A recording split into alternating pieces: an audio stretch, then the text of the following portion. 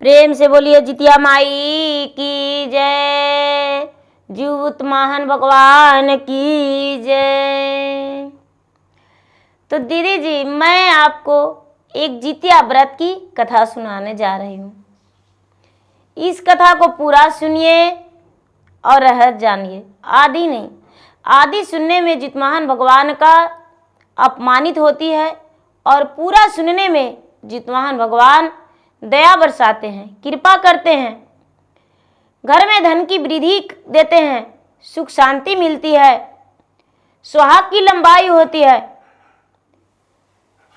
तो प्रेम से बोलिए जितवाहन भगवान की जय। और आप सभी को जितिया पावन व्रत का ढेर सारी शुभकामनाएं।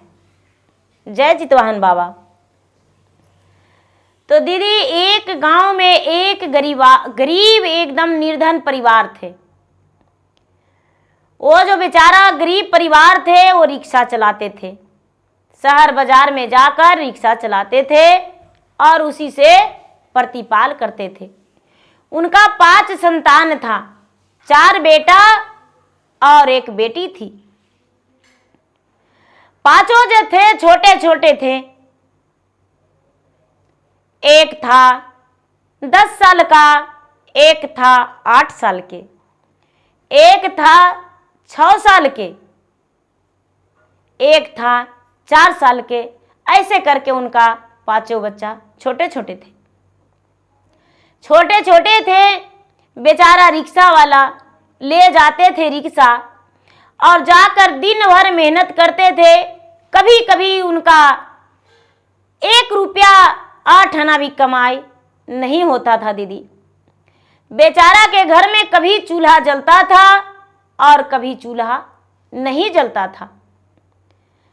जो बेचारी रिक्शा वाला की पत्नी थी वो भगवान के पूजा पाठ किया करती थी, भगवान के प्रतिदिन नाम लिया करती थी। लेकिन दीदी, उसके पास भगवान के भोग लगाने के भी उसके पास पैसा नहीं होता था और भोग भी नहीं लगा पाती थी प्रतिदिन। लेकिन लोटे में जल लेकर पूरब की ओर खड़ा होके और भगवान को 1 लोटा जल अर्घ दे दिया करती थी और भगवान के नाम हृदय में बसा के रखती थी। जब उसके पास हो जाता था भोग लगाने के लिए तो भोग लगा देती थी। धीरे धीरे कोई भी व्रत वो पूरा करती थी। जीवित पुत्री का व्रत भी करती थी। लेकिन जब जीवित पुत्री का व्रत आया तो अपने पति से कहती है कि हे स्वामीनाथ, जीवित पुत्री का व्रत आने वाला है, अब सिर्फ 1 ही दिन बाकी है, हम व्रत कैसे करेंगे? अपने बच्चे के लिए भी हमें प्रसादी फल लाना है, उसके कलाई में बांधने के लिए सूते लाना है, गले में पहनने के लिए धागे लाना है, कमरे में पहनने के लिए डाले लाना है। खर्चा होगा, थोड़ा जल्दी से बाजार में जाइए और ज़्यादा मेहनत कीजिए। जो रिक्शा वाला भैया थे वो बाजार गए, लेकिन पूरा दिन बाजार में रहे, 1 भी रुपया उन्हें नहीं मिला। एक व्यक्ति उनका रिक्शा में नहीं बैठे। अब बेचारा रिक्शा वाला भैया सोचते हैं कि मेरे पास तो आज 1 रुपया भी नहीं है और कल नहाई खाई हो गया और परसों जीवित पुत्री का व्रत का उपवास हो गया। हम कैसे किस मुंह लेकर जाएंगे और अपना पत्नी को मुंह दिखाएंगे, अपना बच्चे को मुंह दिखाएंगे? मेरा पत्नी जो है पूरा दिन कल भी भूखा रहेगी और परसों भी भूखा रहेगी, क्या करे? बेचारा रिक्शा वाला भैया घर लौटकर शाम के खाली हाथे आ गए। बच्चन उनका उदास हो गया और कहता है अपने पिता से कि पिताजी, कल का दिन सबके घर में पुआ पकवान बनता है, क्या मेरे घर में कुछ भी नहीं बनेगा? बेचारा रिक्शा वाला भैया कहते हैं कि मैं क्या करूं, मैं तो मेहनत बहुत किया, कोशिश बहुत किया, लेकिन एक भी व्यक्ति मेरे रिक्शा में कोई नहीं बैठे। मैं लाचार और मजबूर हूं। कोई बात नहीं, हम कल सुबह सुबह जाएंगे और फिर से कोशिश करेंगे। इस वक्त जाओ किसी के घर, उधार पैसा ले आओ और लाकर भोजन बना लो। रिक्शा वाला के जो पत्नी थी वो बेचारी गांव में गई और गांव में जाकर लोगों से कई घर जाकर पैसा मांगी। दीदी मुझे 1 केजी चावल दे दीजिए, पैसा कल लाकर अवश्य आपको दे देंगे। लोग से जवाब मिला, अरे तुम्हारे घर में कहाँ होने वाला है, कहाँ से तू देगी पैसा, नहीं नहीं हम तुम्हें नहीं देंगे। कई घर घूरी लेकिन उसे पैसा अनाज नहीं मिला। पूरे 5 परिवार बच्चे जो उनका थे, 4 पुत्र और 1 पुत्री और 1 रिक्शा वाला भैया और 1 उनकी पत्नी, 7 परिवार रात में पूरा रात भूखा सो गए। सुबह जल्दी से रिक्शा वाला भैया जागे और रिक्शा वाला भैया जागकर रिक्शा लेकर घर से निकले। जब रिक्शा लेकर घर से निकले तो थोड़ी दूर बढ़े तो जितवाहन भगवान एक बूढ़ा के बेश धर के और खड़े हैं। कहते हैं कि भाई कहाँ जा रहे हो? बाबा हम रिक्शा लेकर और 2 पैसे कमाने जा रहे हैं। बाबा कहते हैं कि बेटा क्या मुझे अपना रिक्शा में बैठाओगे? रिक्शा वाला भैया बोले, बाबा क्यों नहीं, आपको अवश्य बैठाएंगे।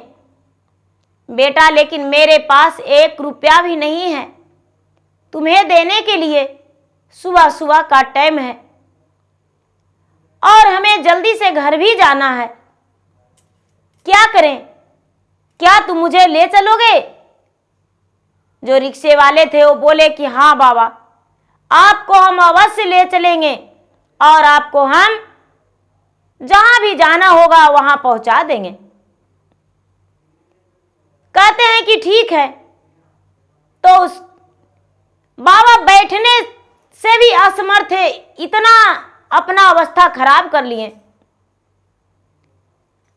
जब रिक्शा में चढ़ने लगे तो बाबा का पांव फिसल के और नीचे बाबा आ गए। बाबा पीछे की ओर उलट गए और गिर गए। रिक्शा वाला भैया जो थे बड़े सीधे स्वभाव के, बड़े अच्छे दिल के थे। उस बाबा को बड़े अच्छे से गोद में करके अपना रिक्शा पर बैठा लिए और बैठाकर कहते हैं, बाबा आपको कहां जाना है? कहते हैं कि हमें तो नदी के अरार पे जाना है। बाबा आप नदी के अरार पे क्या करेंगे? हाँ वहीं जाना है, मुझे स्नान करना है। बाबा आप क्या नदी में हेल पाएंगे? आपका शरीर में थरथराहट है बाबा, आप तो बिल्कुल बुजुर्ग हैं। हाँ मुझे जाना है। इतना कह के और बाबा आगे बढ़ते रह गए, रिक्शा वाला चलाते रह गए। चलते चलते चलते चलते चलते नदी के अरार पर रिक्शा वाला भैया पहुंच गए। जब रिक्शा वाला नदी के अरार पर पहुंचे तो बाबा कहते हैं कि बेटा मुझे उतार दो। रिक्शा वाला उन्हें गोद करके उतार दिए। कहते हैं कि सुबह सुबह का टाइम है, तुम्हारा यदि बोहनी नहीं होगा तो अच्छा नहीं रहेगा। और अपना पैकेट में हाथ डाले और पैकेट में हाथ डाल के और निकाल के और कहते हैं कि अरे कुछ तो नहीं है लेकिन मुट्ठी भर चावल है, लो इस चावल को ले लो। वो जो रिक्शा वाला थे अपना चादर फैला दिए, बाबा इसी में दे दीजिए। रिक्शा वाला जब चादर फैला दिए तो उसी में बाबा मुट्ठी भर चावल डाल दिए जितवाहन बाबा। ये रिक्शा वाला भैया अपना चावल को समेट लिए और सोचते हैं कि चलो मुट्ठी भर चावल का बोहनी है, कैसा रहता है। मुट्ठी भर चावल जो चादर में बांधे थे उसमें वजन हो गया, दिखने लगा कि 1 केजी भर चावल हो गया है। देखते हैं कि अरे चावल तो लगता है भोजन बनाने भर हो जाएगा, क्यों ना इसे पहुंचा दूं घर। वो प्रेम से रिक्शा वाला भैया चावल को घर चले गए पहुंचाने। अपने पत्नी को बोलते हैं कि लो थोड़ा सा चावल है, इसका भोजन बना दो और भोजन बनाकर बच्चे को खिला देना। तब तक बाजार में जाते हैं और पूजा का सामान ले आएंगे। ये कह के और रिक्शा वाला भैया बोले कि कोई बर्तन लाओ। जब कोई बर्तन उनकी पत्नी लेकर आई तो बर्तन चावल से भर गया। उनकी पत्नी बड़ी प्रसन्न हुई, अंदर गई और भोजन बनाई अपने बच्चे के लिए। रिक्शा वाला भैया बाजार को निकल दिए। जब बाजार गए तो उनका बाजार में बहुत कमाई हुआ, बहुत कमाई हुआ। इतना अच्छा कमाई हुआ कि शाम का समय में अपने पत्नी के लिए सारा सामान खरीद लिए, उनके सरगी के लिए फल फलहरियां भी खरीद लिए, अपने बच्चे के लिए बनाने के लिए, पूर्वजों को देने के लिए मैदा, सूजी, चीनी और घी, झिंगी सब कुछ ले आए और अपने पत्नी को शाम का समय में दे दिए। उनका पत्नी कहते हैं कि आज का दिन बहुत अच्छा था, आज तो आप मेरे लिए सब कुछ लाकर दे दिए हैं। हाँ, आज का दिन बहुत अच्छा था।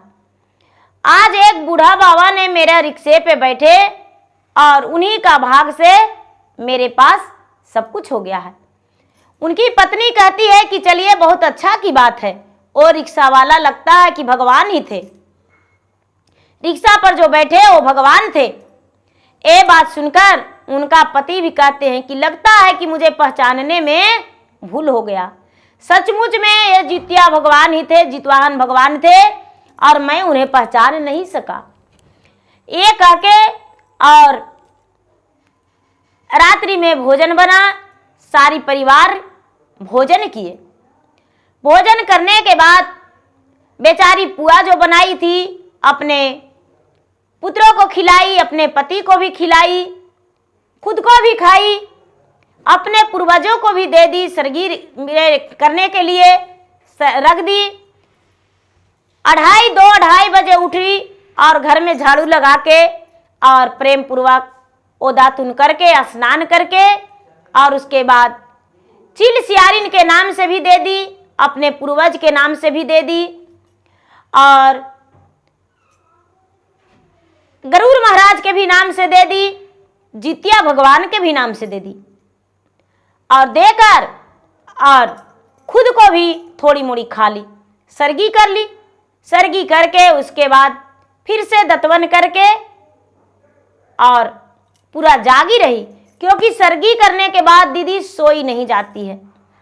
सरगी कर लेने के बाद लोग कहते हैं कि अरे अभी तो 3:30 बजा है तो हम सो जाएंगे, लेकिन नहीं, सोना नहीं चाहिए, उस समय से जागना चाहिए। क्योंकि लोग पूजा कर लेते हैं तो पूजा करने के बाद बिस्तर पे सोना नहीं चाहिए। जो बेचारी रिक्शा वाले की पत्नी थी, जब उपवास हुआ तो फिर से उसके पति उसके लिए सारा सामग्री लेकर आए पूजन का सामान लाकर अपने पत्नी को दिए। उनकी पत्नी देखकर बड़ी खुश हो गई और कहती है कि स्वामीनाथ, आप तो मेरे लिए सब कुछ ला दिए। मैंने जितिया व्रत जो किया बहुत खुशी से किया। मैं तो सोचा था कि कैसे करेंगे, हर बार की तरह इस बार भी रहेंगे, लेकिन इस बार मेरा जितिया व्रत बहुत अच्छा रहा। जब अष्टमी का दिन व्रत करके पूजा पाठ करके और आने लगी तो रास्ते में उसे एक बूढ़ी माता मिले। माता जो थे वो रास्ते पर गिर गए। बेचारी रिक्शा सारी लोग देखकर उन्हें मुंह फेर लिए। अरे ये बुढ़िया कहाँ जा रही थी, ढनमना रही थी, इनका तो पाँव में थोड़ा सा भी ताकत नहीं लगता है, गंगा स्नान जा रही थी, भले गिर गई ये बुढ़िया, ठीक ही हुआ। लेकिन बेचारा रिक्शा वाला भैया के पत्नी जो थी उस बूढ़ी माँ को बड़े प्यार से उठा के और कहती है, माँ जी आप कहाँ जा रहे थे? गंगा स्नान जा रहे थे? हाँ बेटी, हम गंगा स्नान जा रहे थे। माँ जी चलिए, हम आपको पकड़कर ले चलेंगे और गंगा स्नान करवाएंगे। बेचारी रिक्शा वाला के पत्नी जो थी उस बूढ़ी माँ को गंगा में ले गई, स्नान करवाई। स्नान करवा के और उसके हाथ में पूजा का थाल था। पूजा का थाल सब कुछ था, उसमें रोड़ी, चंदन, घी, कपूर, धूप, पुष्प भी थोड़ा सा बचा हुआ था, फल फलहरियाँ सब कुछ था। कहती है कि माँ जी आप पूजा कर लीजिए। जितिया माई जो थे सब जाचना ले रहे थे, बड़े प्रेम से पूजा किए। अंधियाला हो गया था। कहते हैं बेटी पूजा तो कर ली, लेकिन क्या तुम्हारा पूजा संपन्न हो गया? मेरा भी पूजा संपन्न नहीं हुआ है। रिक्शा वाला भैया के पत्नी कहती है कि माता तो पूजा कैसे संपन्न होती है? अरे अरे, इतना दिन से तू व्रत रखती हो, तुम्हें पता नहीं है? नहीं, जब तक तुम कथा नहीं सुनेगी, जब तक तुम्हारा पूजा संपन्न नहीं होगा। रिक्शा वाला भैया के पत्नी कहती है कि माँ जी मुझे पता नहीं था, कथा सुनाएंगे कौन? माता कहते हैं हम सुनाएंगे कथा। माता ने जीवित पुत्री का व्रत के कथा सुनाने लगे। पूरी कथा सुना दिए। कथा को सुनकर और रिक्शा वाला के पत्नी जो थी वो धन हो गई। कहती है माँ जी अब चलिए, आपको जहां भी घर है आपको छोड़ देंगे। माता ठठाकर हंस के कहते हैं कि बेटी मैं तो जितिया माता हूं, मैं तो जितिया माता हूं, मैं कोई बूढ़ी मां नहीं थी, बस मैं तुमसे सीधा परीक्षा लेने आई थी। तुम क्या करती हो? और तू हजारों भक्त में एक भक्त खरी उतरी हो, जो कि मैं बूढ़ी अवस्था बना के और गिर गई और तूने उठा लिया और मुझे गंगा में लाकर स्नान करवा के अपने समान दे, पूजन के समान देकर और मुझे पूजा करवाई। और मेरा कथा सुनने के लिए तू मेरे पास इतना समय दी। इसीलिए पुत्री अब से तू बिना कथा सुने हुए जीवित पुत्री का व्रत को पूर्ण मत करना। जब भी व्रत करना तो कथा जरूरी सुनना, क्योंकि जो कथा नहीं सुनते हैं उनका व्रत कभी पूरा नहीं हो सकती है। ऐसा कहके माता उसे भरमुख आशीर्वाद दिए, जाओ पुत्री, तुम्हारा जीवन में हर खुशी आएगा, तुम्हारा पुत्र का लंबा आयु होगा, तुम्हारा सुहाग अमर हो जाएगा और तुम सुखी जीवन बिताओगी। जाओ घर जाओ। जो रिक्शा वाला भैया की पत्नी थी घर आई, उसका पुत्र सभी खुश थे, उसके पति भी रिक्शा चलाकर आए तो खुश थे, बहुत खुश थे। उस दिन से उसके घर में दिन दुगुना और रात चौगुना आमद होने लगा। वो बेचारी गरीब नहीं रही, उसके पास हर अन्न धन लक्ष्मी सब कुछ भर गए। तो भगवान परीक्षा भी लेते हैं और परीक्षा लेकर अपने भक्त को देखते हैं कि मेरा भक्त मेरा परीक्षा में खरी उतरता है या नहीं। तो इसीलिए मान लिया जाए कि दीदी हम लोग पूजन करने जा रहे हैं, किसके पास यदि कोई सामान नहीं है तो उसे दे दीजिए और उसके साथ पूजा का सामान देकर साथ में भी कर लीजिए। ये नहीं कि पता नहीं वो कौन है, उसको हम नहीं पहचानते हैं तो उसके साथ हम कैसे पूजा करेंगे। लेकिन कोई भी हैं तो पूजा करेंगे तो भगवान का ही पूजा करेंगे। धूप जलाएंगे वो भी, जोत जलाएंगे वो भी, सिंदूर वो भी चढ़ाएंगे, रोड़ी वो भी चढ़ाएंगे, प्रसादी वो भी चढ़ाएंगे, हम भी चढ़ाएंगे। तो इसीलिए भगवान के नाम वो भी लेंगे, हम भी लेंगे, तो साथ में पूजा करने में कोई दोष नहीं। तो इसलिए प्रेम से बोलिए जितवान भगवान की जय। दीदी मेरा वीडियो अच्छा लगे तो मेरा वीडियो का लाइक करें, शेयर करें। चैनल पर यदि नए हैं तो चैनल का सब्सक्राइब करें, बेल आइकन घंटी को दबाएं, जो कि मेरा वीडियो का नोटिफिकेशन सबसे पहले आपके पास जाए और आप मेरा वीडियो को सुन सके, देख सके। कमेंट बॉक्स में जय जितिया माता जरूर लिखें। धन्यवाद। जय जितिया माता।